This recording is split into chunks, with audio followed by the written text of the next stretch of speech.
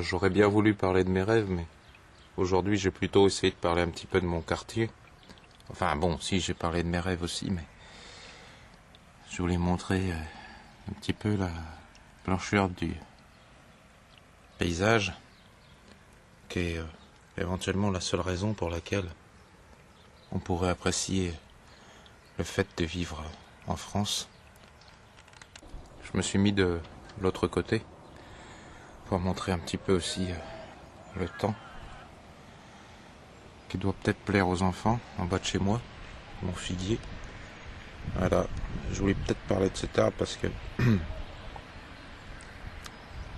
Mais je vais arrêter la vidéo et puis je vais en parler juste tout à l'heure. Donc voilà.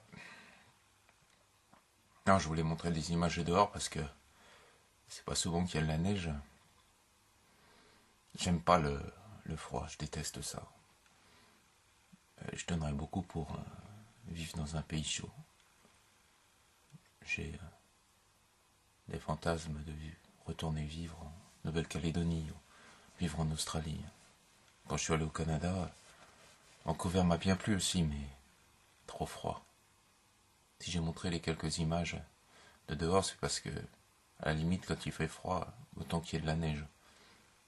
Je suis toujours un petit peu dit que le froid c'est con, s'il n'y a pas de neige. C'est bête de pas avoir l'occasion de profiter du manteau blanc. Mais en fait, c'est du manteau blanc dont je voulais parler. C'est lié avec quelque chose qui tient au deuil dans certaines cultures, et puis au principe de toutes ces choses qui doivent s'endormir pour se réveiller, refleurir, repousser, germer. Et c'est un petit peu ça que j'ai l'impression de faire. Avec le manteau blanc de l'hiver, il y a comme un effet de synchronicité. Je fais encore une vidéo le matin parce que les rêves étaient... Là, la nuit dernière, j'ai toujours pas vu la femme aux yeux étranges. Mais je commence à penser que la petite vieille ou la femme aux yeux étranges sont la même personne et qu'elles savent revêtir d'autres visages. Dans le rêve de la nuit dernière, c'était une femme jeune, plutôt jolie, et un homme assez âgé, un mentor, quelqu'un qui s'inquiétait de moi pour ma carrière. Il me montrait que je faisais pas ce qu'il fallait,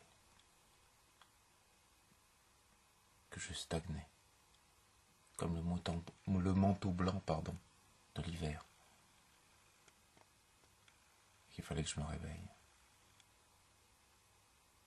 Montrer que j'étais pas fait pour être un technicien, juste un balayeur de surface, mais qu'il fallait que j'ouvre ma poitrine ou tout ce qu'il y a à l'intérieur pour montrer que j'étais un artiste.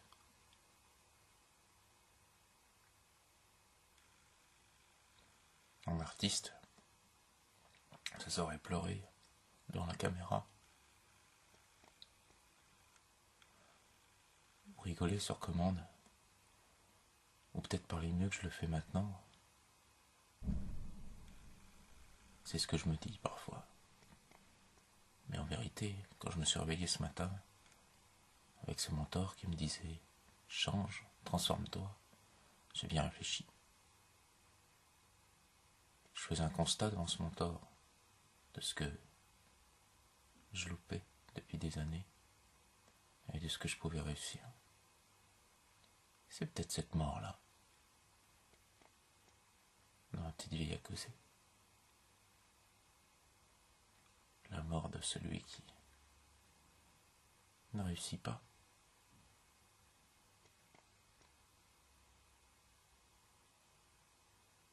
J'ai l'air d'être triste, mais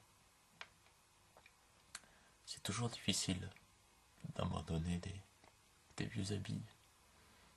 même s'ils sont moches, on est confortable dedans.